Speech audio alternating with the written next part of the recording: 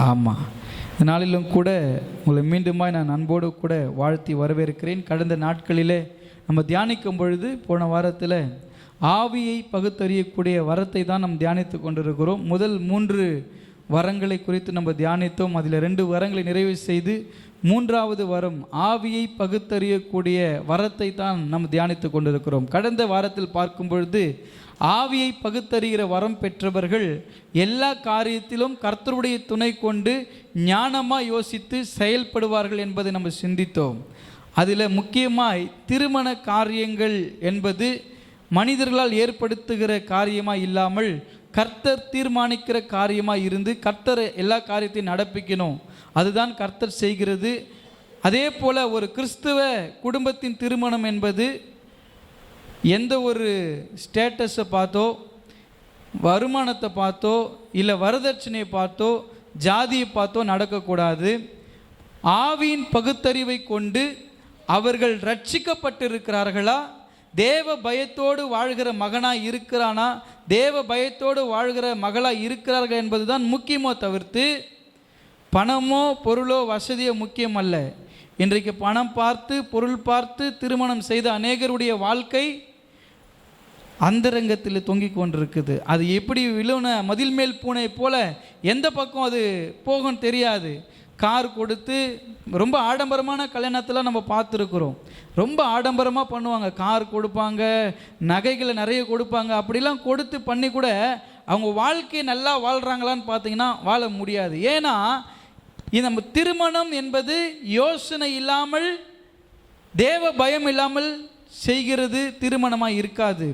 எல்லா நிலைமைகளிலும் கர்த்தருக்கு பயந்த மகனாக இருக்கிறாரா, கர்த்தருக்கு பயந்த மகளாக இருக்கிறாரா என்பது தான் கிறிஸ்துவ வாழ்வில் ரொம்ப முக்கியமானது. அதுக்கு தான் பகுத்தறிவினுடைய ஆவி தேவை என்பது கடந்த வாரத்தில் நம்ம தியானித்தோம் இல்லைங்களா? அப்போ திருமணம் ஏற்படுத்துகிற நோக்கம் என்பது வாழ்க்கை ஆசீர்வதிக்கப்படதான், சந்ததிகள் பெருகதான், கர்த்தர் இந்த பூமியை நிரப்பும்படியாக தான் ஆதாம் ஏவாளை ஆசீர்வதித்து தோட்டத்திலிருந்து வெளியே அனுப்பினார்.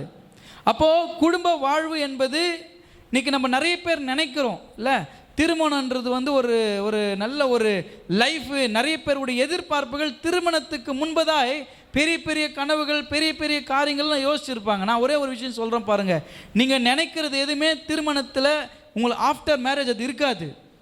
உங்களுடைய எக்ஸ்பெக்டேஷன் படி அது இருக்காது. ஏன் தெரியுமா அப்படி சொல்கிறேன்? கர்த்தர் உங்களுடைய வாழ்க்கையில் கொடுக்கிற துணையினால் மாத்திரம்தான் உங்களை புரிந்து கொண்டு உங்களுடைய கஷ்டத்திலும், உங்களுடைய துன்பத்திலும், உங்களுடைய வியாதியிலும், உங்களுடைய மரணத்திலும் உங்களோடு கூட நின்று எல்லாவற்றையும் ஏற்று ஒழுங்கின்படி, கிறிஸ்துவ திட்டத்தின்படி, கிறிஸ்துவ சட்டத்தின்படி வாழ முடியுமோ தவிர்த்து கர்த்தரை அறியாத குடும்பத்திலிருந்து வருகிற ஒரு மணமகனாக இருந்தாலும் மணமகளாக இருந்தாலும் உங்களோடு கூட ஒன்றிணைந்து வாழ்வதற்கு அவர்களால் முடியாது. ஏனென்றால் நீங்கள் சிறு வயது முதலே சத்தியத்தில் வளர்ந்தவர்கள். ஆனால் அவங்க அப்படிப்பட்டவர்கள் கிடையாது. திருமணத்துக்காக ஞானஸ்தானம் எடுக்கிறது வாழ்க்கையில் ஆசீர்வாதத்தை கொண்டு வராது. திருமணம் என்பது கர்த்தரால் நிச்சயிக்கப்படணும். அதை இந்த காரியம் கர்த்தரால் வந்ததுன்னா கர்த்தரால் தான் வரணும். நம்மளா தேடின காரியமாகவும் இருக்கக்கூடாது. கர்த்தர் ஒரு காரியத்தை ஏற்படுத்துகிறாருன்னா அதில் எந்த ஒரு தடை இல்லாமல் கர்த்தர் அந்த காரியத்தை நேர்த்தியை செய்து முடிப்பார். இன்றைக்கு பணத்தை பார்த்து, பொருளை பார்த்து இந்த சொசைட்டியில் அந்த ஃபேமிலி எந்த அளவுக்கு பேக்ரவுண்டில் வெயிட்டாக இருக்கிறாங்க, எவ்வளோ இன்கம் அந்த ஃபேமிலியில் எவ்வளோ வசதி இருக்குது, வசதியை பார்த்து, வரதட்சணையை பார்த்து, ஆடம்பரத்தை பார்த்து திருமணம் செய்து கொடுத்து பிள்ளையுடைய வாழ்க்கைகள் கஷ்டமாக இருக்குது நான் பார்த்துருக்குறேன். எத்தனையோ குடும்பங்களை நான் பார்த்துருக்கிறேன். ஆனால் பகுத்தறிவுகிற ஆவியை பெற்றவர்கள் யாருமே அப்படிப்பட்ட ஒரு காரியத்தை, அப்படிப்பட்ட ஒரு தவறை பண்ண மாட்டாங்க. ஏன்னா அவங்க பணத்தை விட, பொருளை விட, காரை விட, காரை வச்ச குடும்பம் நடத்த போகிறாங்க, வீடை வச்ச குடும்பம் நடத்த போகிறாங்க. அப்படி கிடையாது. கணவன் மனைவியாக இணைக்கப்படுகிறவர்களுடைய மனம் ஒன்றுபட்டால்தான், பகுத்தறிவுகிற ஒரு ஆவியின் வரம் உங்களுக்குள்ளா இருந்தால் மட்டும்தான் நீங்கள் உங்களுடைய ஃப்யூச்சருக்காக ஜெபம் பண்ண முடியும். ஒரு எதிர்காலத்துக்கு நீங்கள் ஜெபம் பண்ணுறீங்க, எதிர்கால கணவருக்கோ எதிர்கால மனைவிக்கோ நீங்கள் ஜெபம் பண்ணுறீங்க அப்படின்னா கர்த்தருக்குரிய காரியங்கள், அந்த பிரசன்ஸ் ஆஃப் மைண்ட், அந்த கர்த்தருடைய பகுத்தறிவின் ஆவி இருந்தால் மட்டும்தான் அதை பண்ணுவாங்க. ஏதோ ஒன்று நம்மளுக்கு வசதி, நல்ல வசதியை பார்த்து கட்டி கொடுத்தோமா, நம்ம பிள்ளை, நம்ம பெற்றோருடைய என்னென்னா பிள்ளை வந்து நல்ல சுகபத்திரமாக இருக்கணும், நல்ல வசதியான குடும்பத்தில் கொடுத்தா சந்தோஷமாக இருப்பான்னு நினச்சி தான் கொடுக்குறாங்க. ஆனால் வசதியான குடும்பத்தில் கொடுத்த பிள்ளைங்களாம் சந்தோஷமாக இருக்கிறாங்க நினைக்கிறீங்களா? இல்லை வசதியான குடும்பத்தில் வந்து பொண்ணு எடுத்த மாப்பிள்ளை ரொம்ப சந்தோஷமாக இருக்கிற நினைக்கிறீங்களா? அப்படி கிடையாது. கர்த்தருக்கு பயந்த பிள்ளையை கட்டுறவன் ஆசீர்வாதமாக இருப்பான். கர்த்தருக்கு பயந்த ஒரு கணவனை கட்டுற பிள்ளை ஆசீர்வாதமாக இருக்குமோ தவிர்த்து வரதட்சணை பார்த்து, ஜாதியை பார்த்து, இல்லை ஸ்டேட்டஸை பார்த்து கல்யாணம் பண்ணுற எந்த குடும்பமும் சந்தோஷமாக இருந்து சரித்திரமே கிடையாது. அதனால் எந்த ஒரு காரியமாக இருந்தாலும் பகுத்தறிவின் சிந்தையோடு கூட செயல்படும்படி நம்ம அழைக்கப்படுகிறோம். அல்லேலூயா. கடந்த வாரத்தில் நம்ம இதை பற்றி தியானித்தோம். இந்த வாரத்தில் கர்த்தர் நம்மோடு பேசுகிற காரியம் மத்தேயு எழுதின நற்செய்தியில் 3ஆம் அதிகாரத்தில் நம்ம வாசித்தோம் இல்லைங்களா? 1-8 வரையிலான வசனங்களை நம்ம வாசித்தோம். அந்த இடத்துல யோவான் ஸ்தானகனை குறித்து அந்த இடத்துல சொல்லப்படுகிறது. யோவான் ஸ்தானகன் பகுத்தறிவினுடைய ஞானத்தை, வரத்தை பெற்றிருந்தார். இன்றைக்கு விசுவாசிகளை விட ஒரு போதகராய், ஒரு ஊழியராய், ஒரு மெய்ப்பராய், ஒரு தீர்க்கதரிசியாய் தேவனுடைய மனிதர்களுக்கு பகுத்தறிவுகிற ஒரு ஆவியின் வரம் தேவைப்படுகிறது. நமக்கு முன்பதாய் நிற்கிற விசுவாசி எந்த நிலைமைகளில் இருக்கிறார் என்பதை உணர்ந்து கொள்ள ஊழியக்காரர்களுக்கு இந்த வரம் அதிகமாய் தேவைப்படுகிறது. யோவான் ஸ்தானகன் அப்படிப்பட்ட ஒரு ஆவியை பெற்றிருந்தார். ஆமென். யோவான் ஸ்தானகன் அப்படிப்பட்ட ஒரு ஆவியை பெற்றிருந்தார். ஏன்னா மத்தேயு எழுதின நற்செய்தியில் 3ஆம் அதிகாரம் திருப்பிக் கொள்ளும் பொழுது அங்கே ஆண்டவரை பற்றி அவர் ஒரு காஸ்பல் சொல்கிறார். சொல்லும் பொழுது இப்போது அவர் வருகை பற்றி பிரசங்கம் பண்ணுறாரு. மனம் திரும்புங்கள், பரலோக ராஜ்யம் சமீபமாக இருக்கிறது, மனம் திரும்புதலுக்கு ஏற்ற கனிகளை கொடுங்கள் பிரசங்கம் பண்ணுறாரு. இப்போ பிரசங்கத்தை கேட்டல நிறைய பேர் என்ன பண்ணுறாங்க, உண்மையாகவே மனமாற்றம் அடைந்து ஞானஸ்தானம் பெற்றுக்கொள்ளும்படி வராங்க.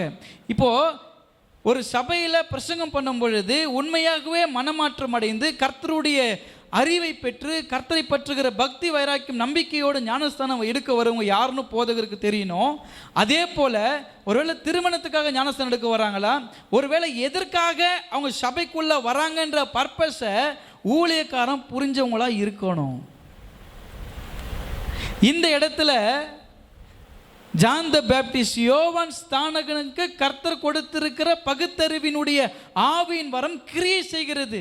எப்படி என்றால் ஞானஸ்தானம் பெற்றுக்கொள்ளும்படி இவருடைய சுவிசேஷத்தை கேட்டாங்க பாருங்க. பரலோக ராஜ்யம் சமீபமாக இருக்குது, மனம் திரும்புங்க, மனம் திரும்புங்கன்னு கத்திட்டு இருக்கிறார். அப்போது இதில் வந்து உண்மையாய் மனம் திரும்பி ஞானஸ்தானம் எடுக்க வரவங்க யாருன்னு அவருக்கு தெரியும். அதே போல் சும்மா எடுத்து வைப்போம் ஞானஸ்தானம், இது எத்தா தான் பரலோகத்துக்கு போக முடியும்னு சொல்லியிருக்கிறாங்க, இது எடுக்கலன்னா பண்ண முடியாது, பரலோகத்துக்கு போக முடியாது இல்லை, அதனால் சும்மா சர்ச்சுக்கு போய் ஒரு ஞானஸ்தானத்தை எடுத்து வைக்கலாம் சொல்லுவாங்களே. சும்மா ஆதார் கார்டு எடுத்து வச்சுருவோம், அது வருகையின் அடையாளமாக இருந்தான்னா, இல்லைனா என்ன ஆதார் கார்டு எடுத்தால் தான் எல்லாத்துலேயும் நம்மளுக்கு காசுலாம் கிடைக்கும், ரேஷன்லாம் கிடைக்கும், சும்மா ஒரு ரேஷன் கார்டு போட்டுருவோம், சும்மா போட்டு வைப்போன்னு பண்ணுறோம் பாருங்கள். அந்த மாதிரி வர ஆளுங்க யாருன்னு என்ன பண்ணுறது யோவான் ஸ்தானகனுக்கு தெரியுது. அதுதான் விஷயமே அங்கே. அப்போது ஆண்டவரால் உண்மையாகவே மனமாற்றம் அடைந்து ஞானஸ்தானம் எடுக்கிறவங்களுக்கு பிதா குமாரன் பரிசுத்த ஆவி நாமத்தில் என்ன பண்ணுறாரு, ஞானஸ்தானம் கொடுத்து அவங்களை ஆசீர்வதிக்கிறாரு. ஆனால் மனமாற்றம் அடையாமல் சும்மா பேருக்கு ஞானஸ்தானம் எடுக்க வரவங்களை பார்த்து அவர் சொல்கிறாரு, விரியன் பாம்பு குட்டிகளேன்றாரு. இப்போ என்னன்னா டைரெக்டாக அந்த ஊழியக்காரருக்குரிய ஸ்தானம் அப்படின்றது என்ன தெரியுமா, டைரெக்டாக சொல்கிறாரு, விரியன் பாம்பு குட்டிகளே நீங்கள் தப்பித்து கொள்வதற்கு உங்களுக்கு வழிகாட்டினது யார் அப்படின்னு சொல்கிறாரு. என்ன விஷயம்னு பார்த்தீங்கன்னா, அவங்கெல்லாம் வந்து பேருக்கு ஞானஸ்தானம் எடுத்துக்கணும், பேருக்கு கிறிஸ்தவனாக இருக்கணும், பேருக்கு சபைக்கு வரணும், பேருக்கு சர்வீஸ் அட்டன் பண்ணணும், அவ்வளோதான். மற்றபடி சபைக்கு போனால் எனக்கு ஏதாவது ஒரு லாபம் இருக்கணும், அதனால் நான் சபைக்கு வரேன், சர்ச்சுக்கு போனால் எனக்கு ஏதாவது கிடைக்கணும், அதுக்காக தான் நான் சர்ச்சுக்கு போகிறேன், சர்ச்சுக்கு போனால் நான் பரலோகத்துக்கு போவேன், வாரம் போய் நான் காணிக்கு போட்டால் பரலோகத்துக்கு போவேன் அப்படின்ற கணக்கில் படி நம்ம வந்துட்டு கொண்டிருப்போனா அப்படின்னா பரலோகத்துக்கு போக முடியாது. ஆவிக்குரிய வாழ்க்கையில் எந்த அளவுக்கு வளர்ந்துருக்கிறோம், எவ்வளோ முதிர்ந்திருக்கிறோம், ஆண்டவருக்கு எப்படி மனம் திரும்புதலுக்கு ஏற்ற கனிகளை கொடுக்குறோம் என்பதை பொறுத்து தான் பரலோகத்துக்கு போக முடியுமா தவிர்த்து ஞானஸ்தானம் எடுத்ததுனாலையோ இல்லை நான் சபைக்கு வந்து வாரம் வர்றதுனாலையோ பரலோகத்துக்கு போக முடியாதுங்க. ஆவிக்குரிய வாழ்க்கையில் ஒவ்வொரு நாளும் ரட்சிப்பின் அனுபவத்தை நினைவு கூர்ந்து ஆண்டவரோடு கூட ஒன்றிணைந்து ஜபத்திலும் வேத வாசிப்பிலும் ஆண்டவரை ஆராதிக்கிறதுல எந்த பிள்ளைகள் எந்த குடும்பம் இணைந்து இருக்கிறதோ அந்த பிள்ளைங்க தான் பரலோகத்துக்கு போக முடியும். ஜபமே பண்ணுறது கிடையாது, வேதமே வாசிக்கிறது கிடையாது, ஆண்டவரை துதிக்கிறதே கிடையாது, கண்ணை திறந்து பார்த்துட்டு கண்ணை திறந்து பேசிக்கிட்டு, ஏன் அப்படி இருக்கும் பொழுது எப்படி ஆண்டவர் கிரியை செய்ய முடியும்? எப்படி ஆண்டவர் நம்ம வழிநடத்த முடியும்? கர்த்தருடைய லீடிங் எப்படி நம்மளுக்கு இருக்கும்? இங்கே இப்படி தான் கொஞ்சம் பேர் வராங்க. உண்மையாக ரட்சிக்கப்பட்டு ஞானஸ்தானம் எடுத்தவங்களை அவர் எதுவுமே சொல்ல, அவங்களுக்கு என்ன பண்ணுறாரு? ஞானஸ்தானம் கொடுக்குறாரு.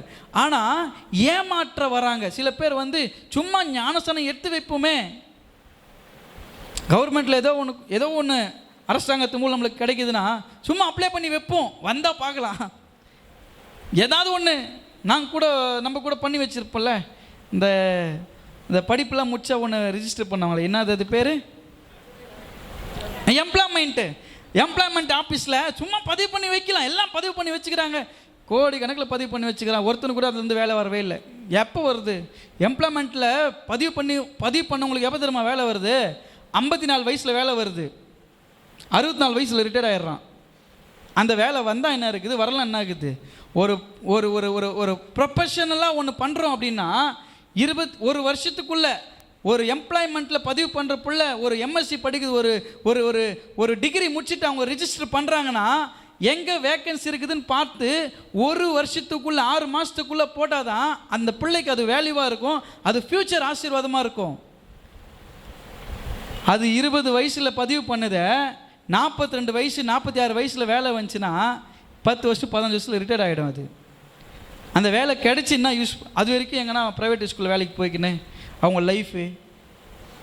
அப்போது பொறுப்பற்ற ஒரு ஒரு உலகத்தில் நம்ம வாழ்ந்துட்டு இருக்கிறோம். நம்பி ஓட்டு போடுற மக்களுக்கு ஒரு நல்ல ரெஸ்பான்சிபிலிட்டி இல்லை. எத்தனை பிள்ளைங்க படிச்சுட்டு சும்மா இருக்கிறாங்க, எத்தனை பேர் ஒரு அதிகாரத்தில் உட்கார வைக்க முடியல, இடம் இருக்குது ஆனால் கொடுக்க மாட்டுறாங்க. அதே போல் தான் பரலோக ராஜ்யத்தில் கூட ஆண்டவர் எப்படி தெரியுமா? அவர் இங்கே உனக்கு தகுதி இருந்தும் நிராகரிக்கப்படுற ஆண்டவர் அங்கே உனக்கு தகுதி இருந்தால் உடனே உனக்கு அப்பாயின்மெண்ட்டு தான். ஹல்லேலூயா. அங்கே நிராகரிக்கிறதே கிடையாது. ஆண்டவர் தாமதமே கிடையாது. நீ கரெக்டாக இருக்குன்னா உடனே உனக்கு அங்கே க்ரீன் டீக்கு தான், உடனே அங்கே உனக்கு ஒரு ஒரு ஒரு ஒரு ஒரு நல்ல ஆசீர்வாதம், உடனே உனக்கு கதவுகள் திறக்கப்படும். ஆனால் ஏமாற்றுகிறவர்களை ஆண்டவர் அடையாளம் கண்டு பிடிச்சு கொடுக்குறாரு. யோவான் ஸ்தானனுக்கு அவங்கள பார்த்து சொல்கிறார், விரியன் பாம்பு குட்டிகளே, நீங்கள் தப்பித்து கொள்றதுக்கு யார் வழி செஞ்சது? தைரியமாக இன்றைக்கி யாராவது சொல்ல முடியுமா விரியன் பாம்பு குட்டிகளேன்னு? இருக்கிறதுல கொடிய விஷயம் எதுக்கு இருக்குது?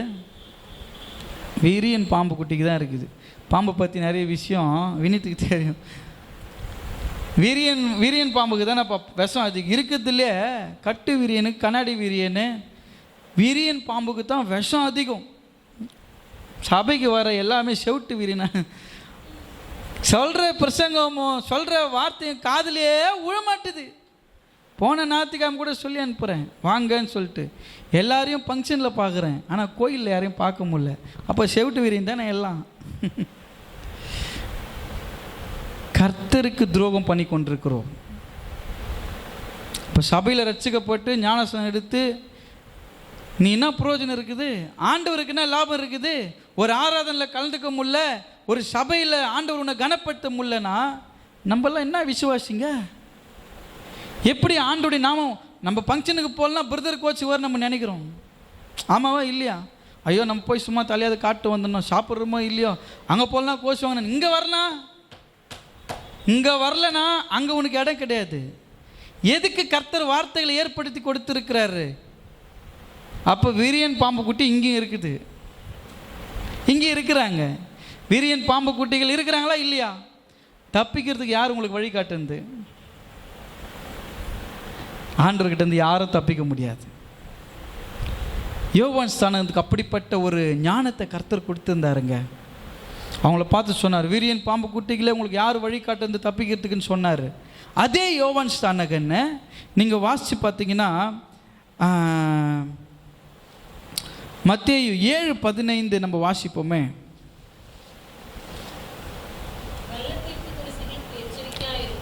கள்ள தீர்க்கதரிசிகளுக்கு நீங்கள் எச்சரிக்கையாயிருங்கள். அவர்கள் ஆட்டு தோலை போற்றி கொண்டு உங்களிடத்தில் வருவார்கள், உள்ளத்திலோ அவர்கள் பட்சிக்கிற ஓநாய்கள் என்று சொல்லப்பட்டிருக்கிறது. ஆட்டு தோலை போற்றி கொண்டு நானும் கிறிஸ்துவன் அப்படின்ற அடையாளம் கிடையாது. நம்ம உண்மையான ஆடாக இருக்கணும், தோல் போத்தின்னு வர்றது கிடையாது. இல்லை, நான் ஒரு இடத்துல பார்த்தேன், ஒரு வீட்டில் உண்மையாலே கண்ணுக்குட்டி மாதிரி இருந்துச்சு அது.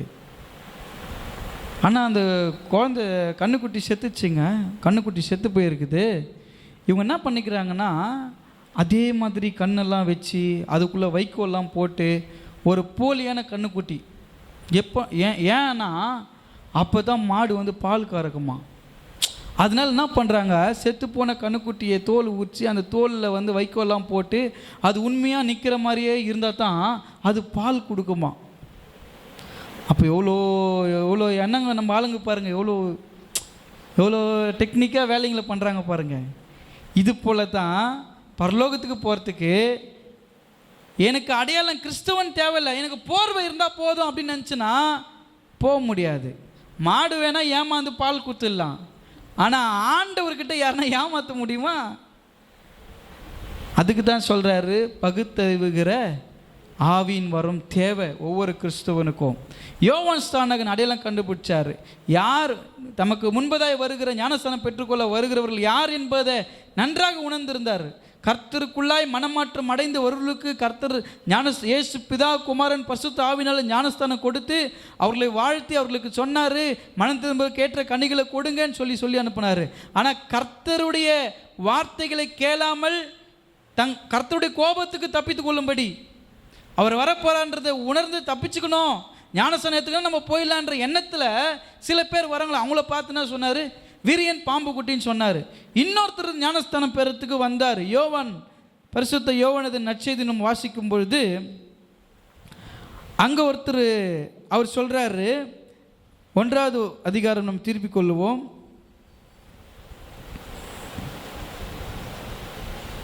ம் 25வது வசனத்தை நம்ம வாசிப்போமே.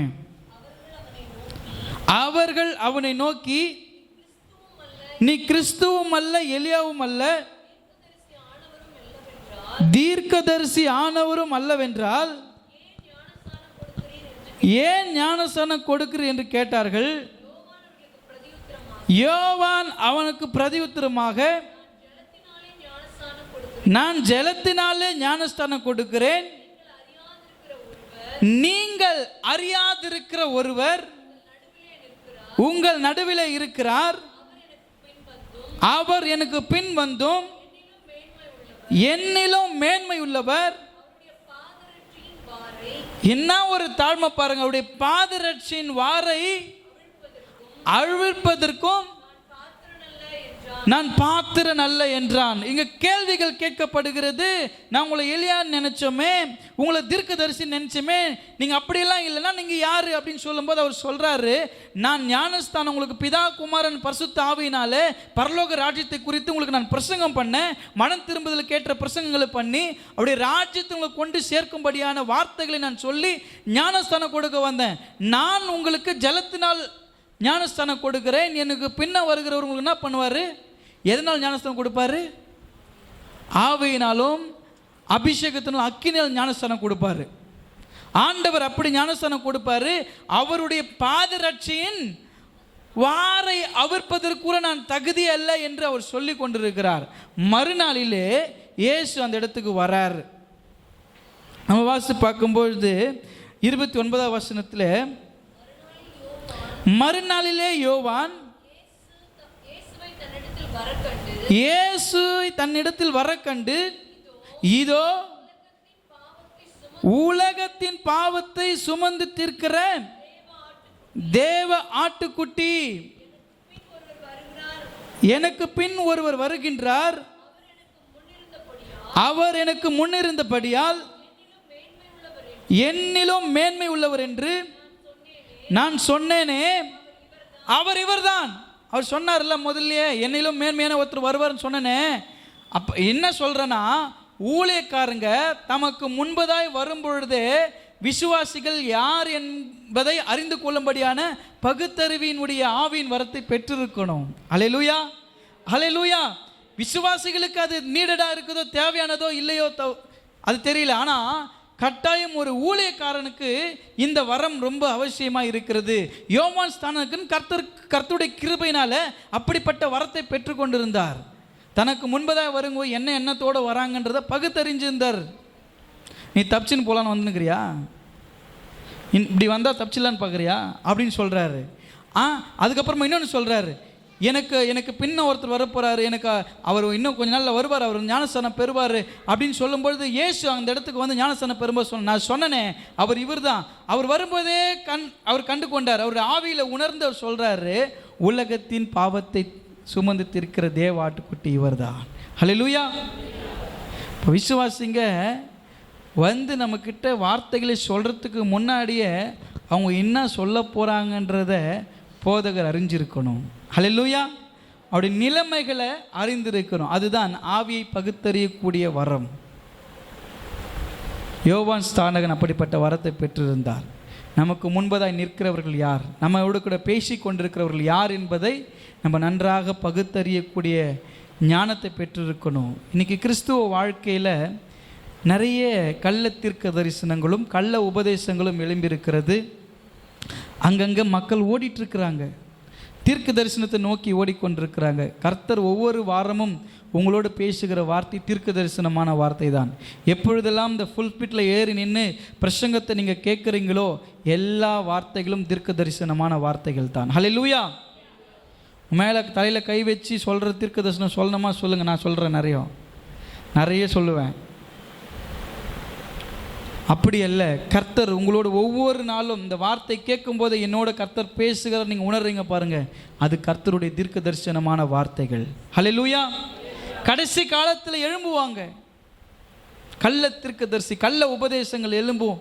பாவத்தோடு கூட எல்லா காரியத்தையும் காம்ப்ரமைஸ் பண்ணி எல்லாத்தையும் ஒன்றிணைந்து பாவத்தோடு கூட நீங்கள் பின்னி படைங்க, அதெல்லாம் ஒன்றும் பிரச்சனையே கிடையாது. இயேசு மொத்த பாவத்தையும் மன்னிச்சிட்டாரு, அதுக்காகத்தான் அந்த உலகத்துக்கு வந்தார். அது நீங்கள் எவ்வளோ பாவம் வேணால் பண்ணுங்கன்னு சொல்கிற ஊழியெல்லாம் வந்துச்சு இன்னைக்கு. அவர் உங்கள் ட்ரெஸ்ஸை பார்க்கல, உங்கள் ஹேர் ஸ்டைலை பார்க்கல, உங்களுடைய சரீரத்தை பார்க்கல, உங்கள் தோற்றத்தை பார்க்கல, நீங்கள் எப்படி வேணால் இருக்கலாம். இயேசு மன்னிச்சாருல்ல, விபச்சார ஸ்திரியை மன்னிச்சாரு, நம்மளெல்லாம் மன்னிப்பார். நீ கல்லனை கூட மன்னிச்சார் சிலுவையில், நம்மளை கூட மன்னிப்பார். நீங்கள் என்ன பாவம் வேணா பண்ணுங்க, இயேசு மன்னிக்கிற தெய்வம், உங்களை மன்னிச்சுட்டே இருப்பார் என்ற உபதேசம் பொய்யானது. இயேசு மன்னிப்பார் தான். யாரை மன்னிப்பார்? தன் பாவங்களை மறைக்கிறவன் வாழ்வடைய மாட்டான், அறிக்கை செய்து விட்டு விடுகிறவனை மன்னிப்பார். கல்லனை மன்னிச்சாரு, அவன் பாவத்தை அறிக்கை செய்து விட்டுட்டான், அதனால கர்த்தர் மன்னிச்சாரு. நீ பாவம் பண்ணிக்கிட்டே இருக்கிறது, பாவம் பண்ணிட்டே இருந்தா இயேசு உங்களை மன்னிப்பாரா? பாவம் உணர்ந்து யார் பாவம் பண்றாங்க? அகங்காரம், ஆணவம், கர்வம் பிடிச்சவன் என்ன பண்ணுவான்? ஒரு விஷயத்தை செய்யாதன்றத அவன் செய்கிறான்னா அவனை என்ன திரும்ப சொல்லுவான்? எவ்வளோ ஆணவம் பற்றி அவனுக்கு சொல்லிட்டே இருக்கிறார், அவன் எவ்வளோ திமிரா போகிறான் பாரு, சொல்லுவாங்களா இல்லையா? அப்போ கர்த்தர் விரும்பாத காரியத்தை அவன் திரும்ப அந்த பாவத்தை செய்கிறான்னும் பொழுது அது அவன் உணர்ந்து செய்கிற பாவத்துக்கு மன்னிப்பு கிடையாதுங்க. நீ தெரியாமல் செய்த பாவத்துக்கு கர்த்தர் உன்னை மன்னிச்சாரு, மன்னிச்சிருக்கிறார், அது உனக்கே தெரியும். ஆனால் தெரிஞ்சு திரும்ப நீ தவறில் விழும்பொழுது, தெரிஞ்சு நீ குழியில் விழும்பொழுது எப்படி ஆண்டவர் மன்னிப்பார்? இன்னைக்கு மாறுபாடான உபதேசங்கள், நீங்கள் சினிமாவை பார்க்கலாம், ஒன்றும் தப்பு கிடையாதுன்ற உபதேசம் வந்துச்சு.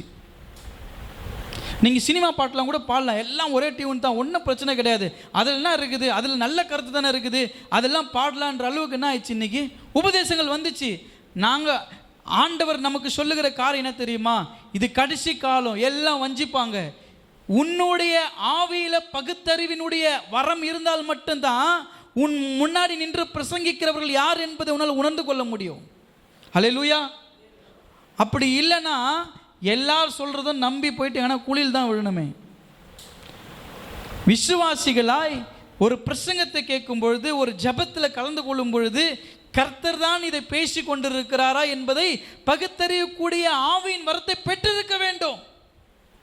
எல்லா உபதேசங்களுக்கும் செவி சாச்சனா எப்படி ஆசீர்வாதம் வரும்? மாறுபாடான உபதேசங்கள். இன்றைக்கி அப்படி மாறுபாடான உபதேசம் பண்ணுற ஊழியக்காரங்களை ஃபாலோ பண்ணுறதுக்கு ஒரு ஃபாலோவர்ஸ், ஒரு கூட்டம் இருக்குது. நீங்கள் எதை வேணால் பண்ணலான்றதுக்கு ஒரு கூட்டம் இருக்குது. ஏன்னா அவங்களுக்கு அதை விரும்புகிறாங்க, அதனால் அவங்க பின்னாடி போகிறாங்க, அவ்வளோதான். ஆனால் ஏசு அதை விரும்பல, அதனால் ஏசு பின்னாடி வர முடியல. மனுஷன் பின்னாடி போக விரும்புகிறோமா, ஆண்டவர் பின்னாடி வர விரும்புகிறோமா? அதுதான் முக்கியமே. எந்த மனுஷன் பின்னாடியும் எந்த ஒரு ஊழியக்கார பின்னாடியும் கூட்டம் போவாது. ஆனால் இயேசு பின்னாடி தான் வரணும். இயேசுவை தான் நீங்கள் பார்க்கணும், ஊழியக்காரங்களை அல்ல. அவர்களெல்லாம் கர்த்தருடைய வேலைக்காரர்கள், பிரசங்கம் பண்ணுவாங்க, போயிடுவாங்க. அது மட்டும்தான் கர்த்தர்களும் கொடுத்த வேலையை தவிர்த்து ஊழியக்காரர்களை பின்பற்றி அவர்கள் பின்னாடி போயிட்டு இருக்கிறது வேலை கிடையாது. போதிக்கப்பட்ட வார்த்தைகளை பிடித்து கொண்டு சாட்சியாய் வாழ்ந்து ஆண்டவருக்கென்று ஆத்துமாக்களை ஆதாயப்படுத்துகிறது தான் ஞானம் உள்ளவன். ஹல்லேலூயா.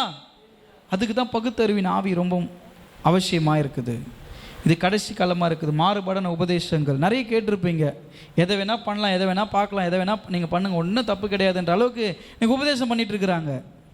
அந்த பிரசங்கங்கள், அந்த வார்த்தைகள் எல்லாம் அவங்கள பரலோகத்துக்கு கொண்டு போகாது. ஏன்னா இன்றைக்கி பிசாசு எப்படி கிறிஸ்டியானிட்டிக்குள்ளே வந்துட்டான் தெரியுமா? நீங்கள் என்ன பண்ணாலும் நீங்கள் கவலைப்படாத, பரலோகம் கன்ஃபார்ம், நீ ஏசுன்னு சொல்லிட்ட பாரு, உனக்கு கன்ஃபார்ம் அப்படின்னு சொல்கிறான். பிசாசு கூட வசனம்லாம் சொல்லுவான். நேற்று கூட நான் சொன்னேன் அமாவாசை ப்ரேயரில், பிசாசு உலகத்தில் சுற்றி திருந்து எங்கே வந்து நின்னா, தேவதூதெல்லாம் இவன் போய் நிற்கிறான் ஆண்டவர்கிட்ட. ஆண்டவர் கேட்குறாரு, யோபு மேலே கவனம் வைத்தான்னு கேட்குறாரு. அப்போ அவன் போய் நிற்கிறான்ல, பத்தியா உங்கள் பையன் உன் பிள்ளையோடைய லட்சணத்தை பற்றியா, நான் எப்படி எங்கள் ஆளை வச்சு எங்கள் ஆளை உன் கூட்டத்தில் அனுப்பி அவனையும் ஊழியக்கார ஆக்கி அவனை பாரு எப்படியெல்லாம் பிரெயின் வாஷ் பண்ணி உங்களை விட்டு பிரித்து அவன் பின்னாடி போக வச்சிருக்கிறேன் பாரு, எவ்வளோ பெரிய. அப்போ இது எங்கே போயிட்டு இருக்குது உலகம்? பகுத்தறிவுகிற ஆவியின் வரம் இல்லாத அப்ராணியான மக்கள், பரிதவிக்கக்கூடிய நிலைக்கு தள்ளப்பட்ட மக்கள் அவர்களெல்லாம். அப்படி ஓடக்கூடாது. மனிதர்கள் பின்னாடி, வார்த்தைக்கு பின்னாடி நீங்கள் வரணும். ஆண்டவுடைய வார்த்தை கேட்டு அதன் பின்னாக நீங்கள் வரும்பொழுது நித்திய ராஜ்யத்தை, பரலோக ராஜ்யத்தை உங்களால் சுதந்திரிக்க முடியும். அதுக்கு தான் ஆவி பகுத்தறிகிற வரத்தை நீங்கள் பெற்றுக்கொண்டு சாட்சியாய் வாழ கர்த்தர் உங்களை அழைக்கிறார். இல்லைன்னா ரொம்ப பரிதபிக்கக்கூடிய நிலைமையாய் கிறிஸ்துவ வாழ்க்கை மாறிடும். இந்த உபதேசங்கள் உங்களுடைய வாழ்க்கையை சீரமைக்காதான தவிர்த்து உங்களை கடிந்து கொள்ளுகிற உபதேசம்தான் உங்களை சத்தியத்தில் நடத்தும். உங்களை கடிந்து பேசுகிற வார்த்தைகள் தான் உங்களை பரலோகத்துக்கு நேராக நடத்தும். டீச்சர்லாம் சின்ன வயசில் சொல்லியிருப்பாங்க, ஞாபகம் இருக்குதா உங்களுக்கு? நான் அடிக்கிற அடியெல்லாம் உனக்கு நல்லதுக்கு தான். அம்மா கூட சொல்லுவாங்க, நான் எவ்வளோ அடிக்கிறேன்னு அவ்வளோ நல்லா இருப்பேன், உன் நல்லதுக்காக தான் உன்னை அடிக்கிறேன்னு சொல்கிறேன். அதே போல் தான் கர்த்தர் ஊழியக்காரமாய் மூலமாய் உங்களை கண்டிக்கிற ஒவ்வொரு வார்த்தையும் உங்களை பக்குவப்படுத்தி உங்களை மறுரூபமாக்கி உங்களை உருவாக்கி பரலோகத்துக்கு நேராய் வழிநடத்தக்கூடியது தான் கர்த்தருடைய வார்த்தைகள். ஆனால் பேசுகிறது பரிசுத்த ஆவியானவரா என்பதை உணர்ந்து கொள்ள தான் பகுத்தறிவுகிற ஆவியின் வரத்தை நீங்கள் பெற்றிருக்கணும்னு சொல்கிறோம். அதனால் எல்லா உபதேசங்களும் எல்லா காரியங்களையும் உங்கள் மனசில் போட்டு நீங்கள் குழப்பிக்க வேண்டாம். கர்த்தருடைய வார்த்தையை நீங்கள் தியானிங்க, நீங்கள் பேசுங்க. இன்றைக்கி நான் பேசின வார்த்தை கூட உண்மையாகவே ஆண்டவரோடு கூட அமர்ந்து போதகர் இந்த வார்த்தையை கொண்டு வந்திருக்கிறார் என்பதை நீங்கள் அமர்ந்து ஆண்டவரிடத்தில் கேளுங்க, பேசுங்க. கர்த்தருடைய சத்தத்தோடு கூட நீங்கள் உடன்படுங்க. பரிசுத்த ஆவியின் வரத்தை நீங்கள் பெறுவீங்க. யோவான் ஸ்நானகனுக்கு கர்த்தர் அப்படிப்பட்ட வரத்தை கொடுத்தார். இன்றைக்கும் ஊழியக்காரங்களுக்கு அப்படிப்பட்ட வரங்களை கொடுத்துருக்கிறார். கர்த்தருடைய கிருபையால் ஓரளவுக்கு எனக்கு முன்பதாக நிற்கிறவங்க என்ன நிலைமையில் இருக்கிறாங்கன்றது என்னால் புரிஞ்சிக்க முடியும். உங்களுக்குள்ளும் கர்த்தர் இந்த வரங்களை கொடுத்துருக்கிறார். நிறைய பேர் அன்னைக்கு 2 வாங்கினவன் 4 மாற்றினா, 4 வாங்கினவன் 8 ஆக்கினா. ஆனால் ஒரே ஒரு வரம் பெற்றவனா பண்ணால் பல நோண்டி பொச்ச வச்சான் பாரு. அந்த மாதிரி கதையாக கர்த்தர் உங்களுக்கு கொடுத்த வரத்தை என்றைக்குமே பல நோண்டி என்ன பண்ணாதீங்க, புதைத்து வைக்காதீங்க. உங்கள்கிட்ட கொடுத்ததை யூஸ் பண்ணி அதன் மூலம் என்ன நீங்கள் சம்பாதிச்சுக்கிறீங்கன்னு தான் ரொம்ப முக்கியமே. அப்பா பிஸ்னஸ் ஸ்டார்ட் பண்ண ஒரு 10,000 ரூபாய் உங்கள்கிட்ட கொடுக்குறாரு, தம்பி உனக்கு 10,000 ரூபாய் கொடுக்குறேன், அதை வச்சு நீ எவ்வளோ பிஸ்னஸ் பண்ணி எவ்வளோ சம்பாதிக்க முடியுமோ சம்பாதிச்சுக்கோ அப்படின்னு உங்கள்கிட்ட 10,000 ரூபாய் கொடுக்குறாருன்னா ஒரே அடியே 10,000 ரூபாய் செலவு பண்ணிட்டு அப்பா பிஸ்னஸ் லாஸ் ஆயிடுச்சுப்பா அப்படின்னா ரெண்டாவது அந்த அப்பா என்ன பண்ண மாட்டார், கொடுக்க மாட்டார். இன்னொருத்தர்கிட்ட 5,000 ரூபாய் கொடுத்து இதை வச்சு ஏதாவது பண்ணுறான்னா அவன் ஏதோ வியாபாரம் பண்ணி ஒரு 20,000 ரூபாய் சம்பாதிச்சு, எங்கள் அப்பா 20,000 ரூபாய் சம்பாதிச்சான். அப்போ அப்பா என்ன பண்ணுவார்னா, பரவாயில்ல இவன் 5,000 ரூபாய் கொடுத்து 20,000 ரூபாய் சம்பாதிச்சுக்கிறான், இன்னொரு 20,000 ரூபாய் கொடுக்குறேன், இன்னும் நல்லா